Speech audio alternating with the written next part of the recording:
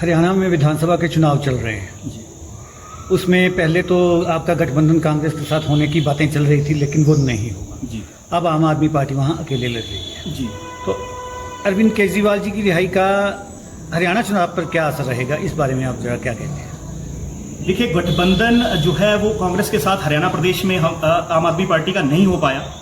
उसके लिए कुछ समीकरण होते हैं गठबंधन के, तो वो जो टॉक्स थी टेबल पर वो कंप्लीट नहीं हो पाई। कुछ शर्तें आम आदमी पार्टी की थी, कुछ कांग्रेस रख रही थी, जो शायद फ्रूटफुल नहीं रह सकी। इसलिए आम आदमी पार्टी ने फैसला किया कि हरियाणा प्रदेश की सभी सीटों पर वो अपने आप चुनाव लड़ेंगे इंडिया ब्लॉक से बाहर आकर। रही बात अरविंद केजरीवाल जी की रिहाई की, तो आज हरियाणा प्रदेश में हम लोगों ने एक बहुत बड़ा बिगुल ठोक दिया है, क्योंकि अरविंद केजरीवाल जी स्वयं हरियाणा के ही बेटे हैं और हरियाणा प्रदेश में आम आदमी पार्टी ने एक बहुत बड़ा अपना एक जो जनमत है और जो लोगों का प्यार है वो अब तक गेन कर लिया है।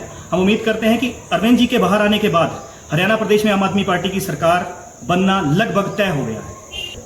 अब जब कई प्रदेशों में आपका आम आदमी पार्टी का और अन्य दलों का गठबंधन नहीं हो पाया और वैसे इंडी गठबंधन का ढिंडोरा पीट रही हैं सारे अपोजिशन पार्टी, तो इंडी गठबंधन कहाँ रह गया जब कई प्रदेशों में गठबंधन ही नहीं हुआ? देखिए सर, गठबंधन जो इंडिया ब्लॉक का है, प्रदेश व्यापी और जो सेंट्रल जो हमारा गठबंधन है, ये दोनों अलग अलग समीकरण होते हैं। हर एक स्टेट की जो पॉलिटिकल स्टांसेस होते हैं ये दोनों अलग अलग होते हैं। किसी प्रदेश में, अब जैसे पंजाब प्रदेश की हम बात कर ले, वहां पर इंडिया ब्लॉक का जो है वो गठबंधन नहीं है। हरियाणा में टॉक्स कंप्लीट नहीं हो पाई। स्टेट पॉलिटिक्स और सेंट्रल पॉलिटिक्स ये दो अलग अलग चीजें होती हैं।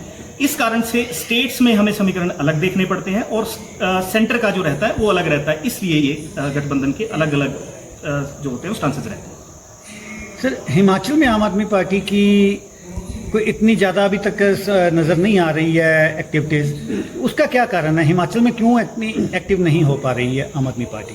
देखिए सर, 2022 के इलेक्शन से पहले हम लोगों आम आदमी पार्टी का हिमाचल प्रदेश का जो संगठन था वो काफ़ी स्ट्रांग था। जैसे कि हमने मंडी में एक रैली की थी अरविंद जी की, एक चंबी में अरविंद जी की रैली की थी, और चंबी मैदान को भर के दिखाना बहुत ही एक अपने आप में एक अचीवमेंट रहती है। जून 26, 2024 को भाजपा के इशारों पर एक्ट करते हुए सीबीआई ने भी शराब नीति के अगेंस्ट एक केस फाइल करते हुए माननीय अरविंद केजरीवाल जी के ऊपर एक और केस डाला और उन्हें फिर से अरेस्ट कर लिया। भाजपा ये जानती थी कि ईडी का जो ये झूठा केस फ्रेम किया गया है उसमें आज नहीं तो कल बेल जो है वो अरविंद जी को ग्रांट कर दी जाएगी। इसलिए एक इंश्योरेंस अरेस्ट के तौर पर सीबीआई ने भी एक केस अरविंद जी पर डाला। जुलाई 12 को ईडी का जो केस था उसमें माननीय सुप्रीम कोर्ट ने अरविंद जी को जमानत दी, लेकिन जो इंश्योरेंस अरेस्ट का केस था सीबीआई द्वारा, उस वजह से उन्हें रिलीज नहीं किया गया।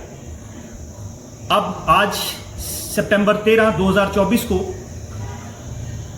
माननीय सुप्रीम कोर्ट में जस्टिस भूयन ने सीबीआई को यह नसीहत देते हुए कि वो एक केज्ड पैरट की तरह बिहेव ना करें और अगर अपनी इज्जत को वो मेंटेन रखना चाहते हैं तो अनकेज्ड पैरट की तरह बिहेव करना शुरू करें, कहते हुए श्री अरविंद केजरीवाल जी को माननीय मुख्यमंत्री दिल्ली आज बेल ग्रांट कर दी है। हम माननीय सुप्रीम कोर्ट का आज बहुत धन्यवाद करना चाहते हैं और ये कहना चाहते हैं कि हमें जुडिशरी पर और लोकतंत्र पर आज भी भरोसा है। आम आदमी पार्टी के कार्यकर्ताओं को हम बहुत बहुत बधाई देना चाहते हैं। आज का दिन इतिहास में सुनहरे अक्षरों से लिखा जाएगा।